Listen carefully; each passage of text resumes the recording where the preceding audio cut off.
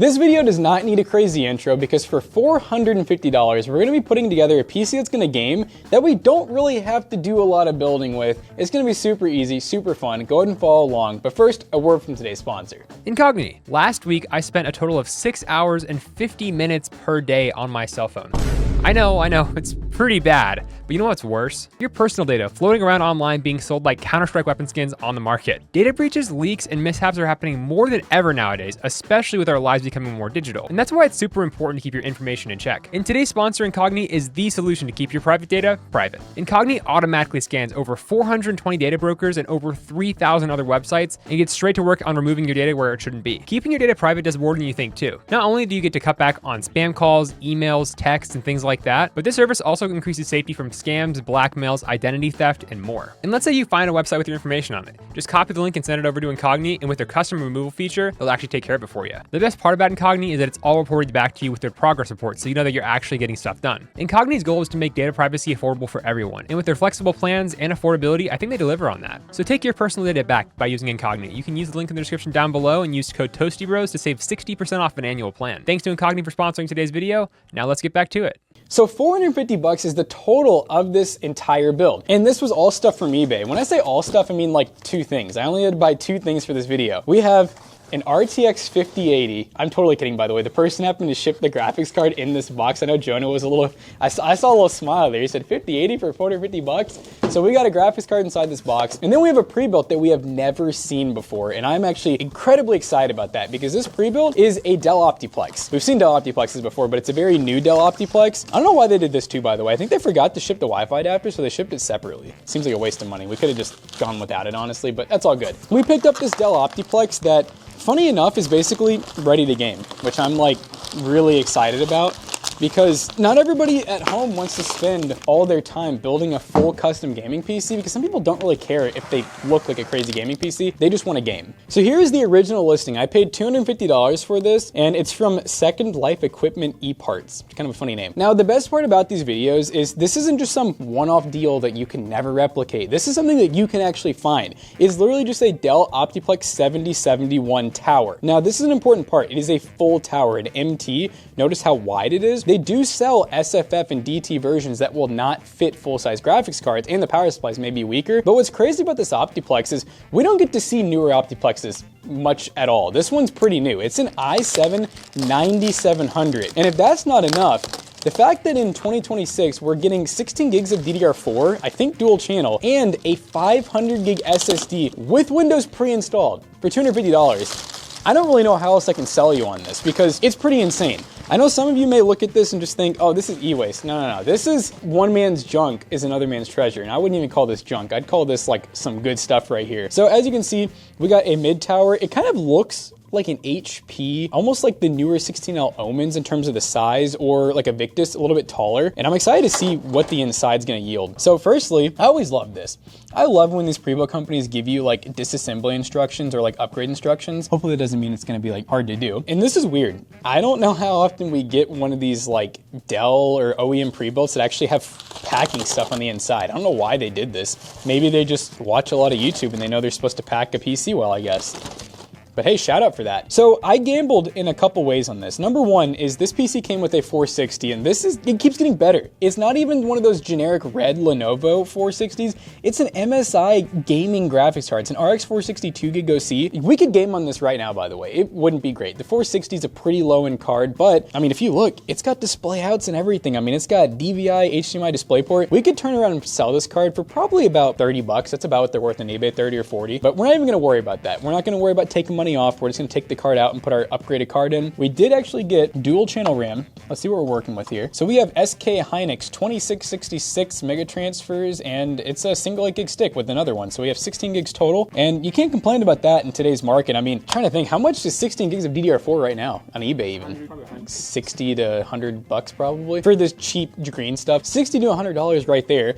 Not to mention, look at this. It's a freaking NVMe. Now, what brand is that? Plextor? Maybe that's a name brand. I always make fun of brands when I see the name that I haven't recognized, and there's always someone in the comments who's smarter than me that's like, they're actually a brand that's been around for 100 years and they're really good. Plextor, let me know down below, are they good? But this should be a 500 or 512 gig. we obviously have our 460 we're gonna be taking out. Now this was the gamble part, and I wanna show you guys how I figured this out because this is pretty fun. This power supply, it's the L460. This is a 460 watt power supply, 460 watt. So this, you could have gotten this with two power supplies. One is I think it's 180 watt power supply, and they don't tell you what you're gonna get, by the way. How I figured this out was they took pictures, and I saw a picture at the bottom of the PC. Notice here it says 100 to 240 volts, so we'll just say 120 at 7 amps. That's what told me that this had a somewhat beefy power supply in it. If it was only like 3 or 4 amps, this would be the 200 or 180 watt variant. But the reason I really needed this is because of this.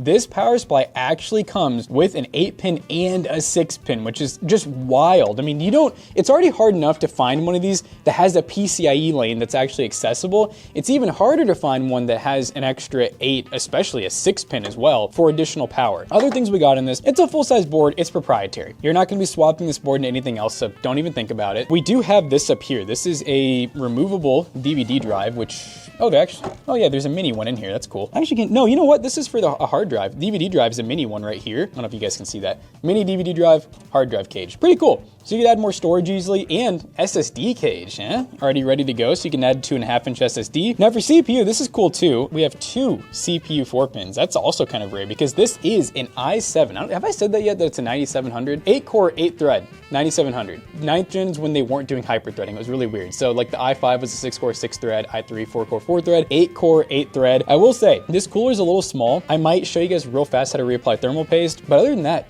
it has Windows ready to go on it. I think it may be Windows 10, so we might do a reinstall, but regardless, it has the key, it's activated, ready to go. So all we have to do with this build is plop in our new graphics card. Now the new graphics card is a MSI Gaming Trio 5080. All right, I already made the joke. I got this on eBay. This is, funny enough, a Dell. It's a Dell OEM RTX 3060 Ti, which is so funny because from a completely different seller. I paid, I think it was $199 for this card. Not bad, by the way, for a 3060 Ti. These have 8 gigs of VRAM, it's GDDR6. They have decent display outs. This one is wearing a fur jacket, so it's gonna need a little bit of a cleaning. That's pretty foul, isn't it? But the PC itself's really clean, so that makes up for it. This won't take me too long to clean. And it does just require 1 8-pin for power. And you know, now that I'm looking at it, it's pretty crazy. We probably could have done a 3070 in this if we wanted to, or even gone newer with something like a 40 series, 50 series, or even like a 90 series card. But I think this fits the bill. 450 bucks up and running in gaming. I think it's gonna be really hard to beat this. So let's go ahead and start doing some upgrades now. This is an unimportant step, but we're gonna go ahead and swap out the thermal paste. I say unimportant because a lot of times the sellers, especially the refurbishers, will already do this, but you don't know. That's the scary part. It's hard to say. You can't really tell by looking. I mean, I can tell the system's been cleaned. Well, I say that. It's a new system, so maybe it's not even been cleaned. It's just much newer than I'm used to dealing with for a Dell OptiPlex. So the bracket, I believe, is actually spot welded into the case. So you can do a cooler upgrade, but it have to be a screw type. They do sell LGA. This would be LGA 1151/1200. Any of those coolers that use the screw type should fit. You actually could fit like a tower cooler in here pretty easily, just because I want to try to get like the best performance out of this, and it's so cheap to do. Some of you guys may even have thermal paste lying around at home. I'm just going to be putting some good old MX4 on there. It's Arctic. Honestly, compared to whatever this is, this actually looks really good. We may drop a degree, and hey, we can guarantee we have the right CPU while we're in here. Yep, i7 9700. This is also cool too, by the way. A little hidden fact is a lot of the pre-builts, because if you buy an F CPU, it saves you money, right? But you don't get integrated graphics. What's cool about the non-F CPUs is sometimes they actually have a little bit more performance, and on top of that, if you're doing things like video editing and stuff, having the integrated graphics can actually really help with speeding up your video edits and making things run smoother. I'm sure there's some other use cases as well, but yeah, it's always cool because these cost more technically. So if I was to like take the CPU out and sell it, it would actually be worth a little bit more this way. So we got our fan plugged in, good to tighten that down. Now obviously airflow in these, I know that's gonna be like a concern, and we'll see those temps. They're probably not gonna be amazing. I can say that right now because we only have one exhaust fan. There is no intake on this at all. So you'd probably have to run a splitter off of this rear fan, and honestly, some of these systems get really mad about that. They're really weird sometimes, and if they detect like a non-OEM fan, they will know. Ask me how I know. Yeah, and then the other really big concern with this that we'll find out very easily is you'll be able to tell if there's any weird bottlenecks. These boards are really cheap. I mean, if you look, there's no heat sinks anywhere on the board for like Southbridge, Northbridge, the MOSFETs, the chipsets, none of it. There's no heat sinks really. Because of that, there may be times where this i7 may not be, it may feel more like an i5 or even an i3. I don't know that yet, but that's just something to keep in mind with these, and keep watching the video to find out. CPU, done. Nice and cool. I'm feeling good about it. Let's take out this 460. With this being an MSI, I'm gonna assume that somebody upgraded this at some point, maybe to do some light gaming. Card's actually pretty clean, like it's a little MSI single fan, but 2 gig, it'll definitely get used again somewhere at PC Bros. I'm gonna blow this off real quick. I don't think we need to get crazy with it. It's actually been taken apart before because there's no anti-tamper sticker anymore. So hopefully it was taken apart for a good thing, like to get cleaned and not because it was mined on horrendously. Shout out Fantic. All right, here we go. I'm going down in here. Looks a lot better. Look at that. He's going in, I think. Oh, look, they already have the right ones removed too. See? So normally you'd have to remove a couple of these lanes, but if you look, there's only one PCA lane, so all of our covers line up right now. Sometimes you have to kind of finesse the card, because if you look, it's this style. So there we go. Now we're kind of started. You also need to watch this end too. Make sure that these little, they call them the fingers on the end of the metal bracket aren't like sticking out. But we should be good. There we go. Now, here's your next step. A little bit of bending, because you notice how before it was over top, it wouldn't seat very well.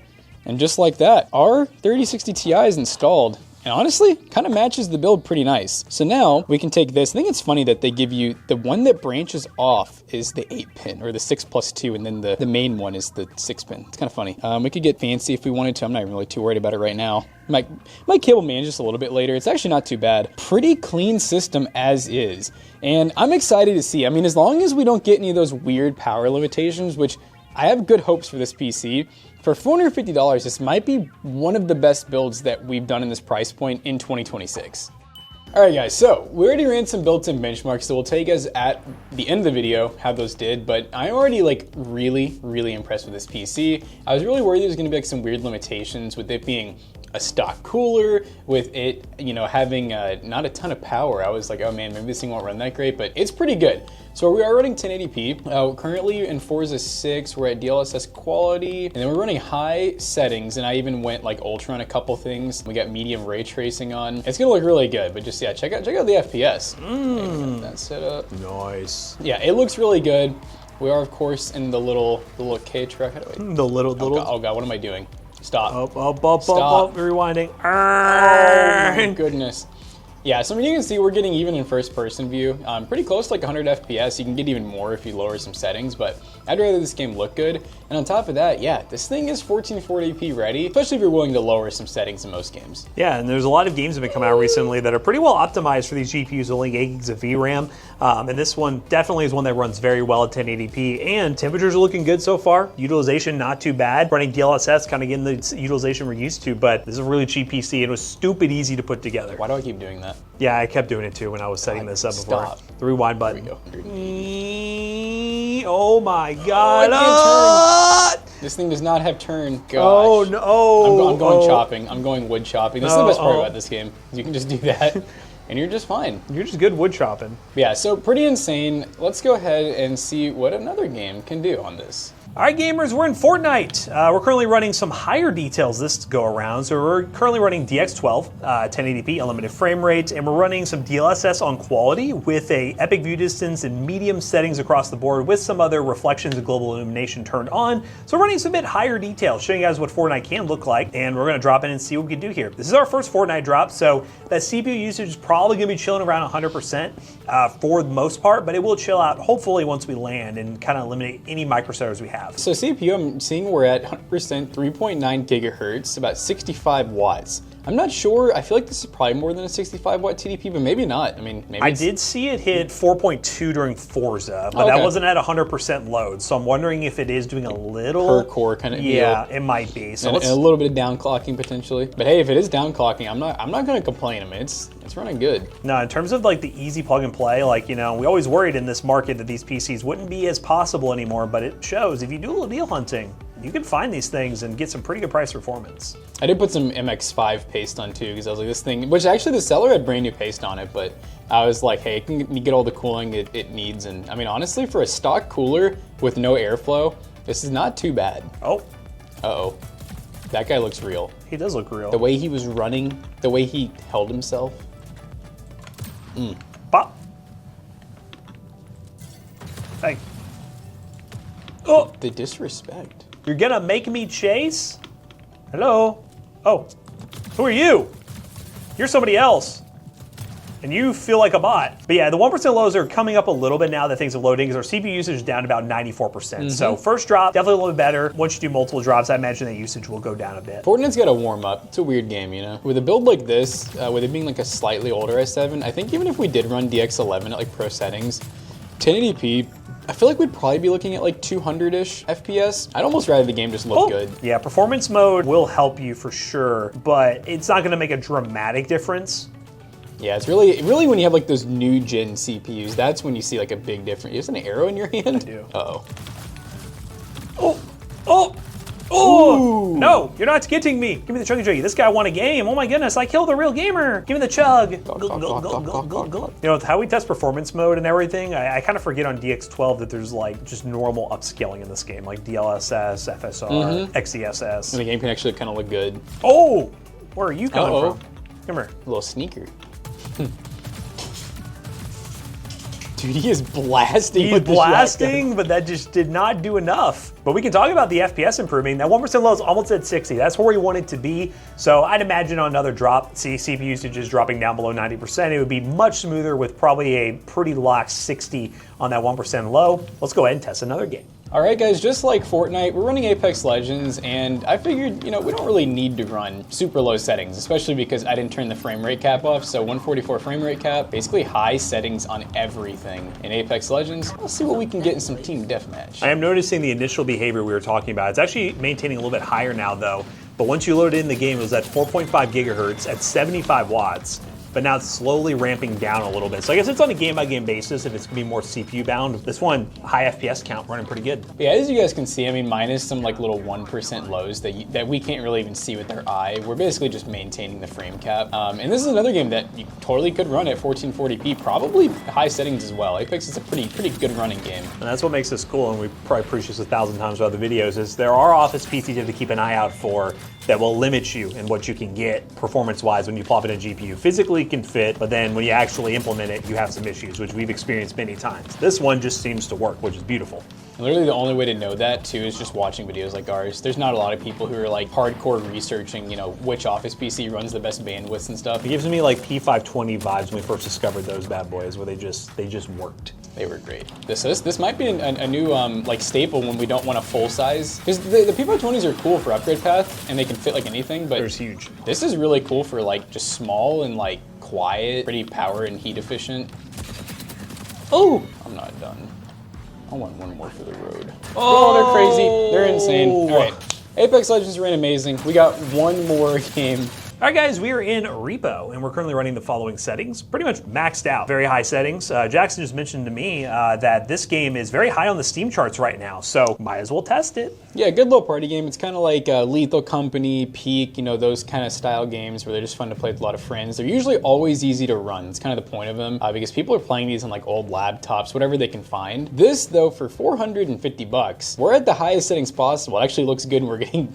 Right now we're getting 300 FPS. Hello? Who is it? These party games always have like the most interesting graphics. Basically the goal of this is you pick stuff up, and if you run it into walls and stuff, it loses value, but you see, and so then you put it like into that cart, and then you put the cart into there, and you have a certain goal. So right now you see how you're 0 of 8,000, whatever. You wanna make sure that you wait till the end to actually put the cart in.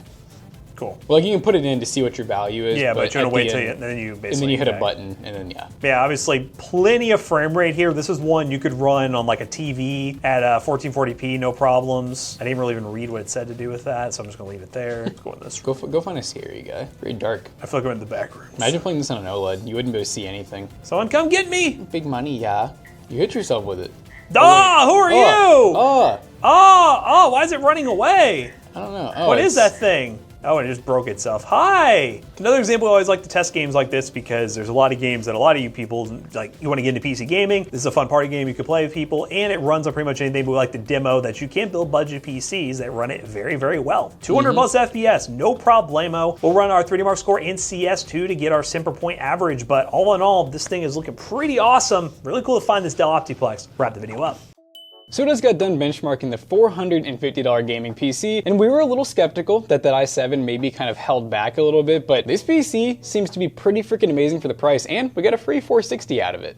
And we ran some other benchmarks per usual, 3D Mark and CS2 to wrap things up, but really on paper, this thing just exceeded all our expectations. In CS2 on 1080p low, we ended up with an average FPS of 313 with a 1% low of 141. And in 3D Mark Time Spy, we got a overall score of 10,421 with a GPU score of 11,718 and with the CPU score of 6,405. That ends up being a 4 cent per point score, and you guys know, in 2026 and even before that, that was a pretty insane score. So yeah, if you guys want to deal hunt yourself for one of these Dell OptiPlexes, or maybe you have experience with one of them and built some pretty awesome gaming rigs, let us know in the comments down below, and use those links in the description down below. They're affiliate links and they will help us out. Let us know if there's any other office PCs like this that we're missing out on. Again, we're trying to save money in 2026. Finding these PCs that have RAM installed that we can just upgrade with the GPU is really good price performance. And as always, we hope you guys enjoyed today's video. If you did, make sure you check out our other 2 YouTube channels and also our twitch.tv/ToastyBros. Do not forget to like, comment, and subscribe. See you guys in the next one. Bye-bye.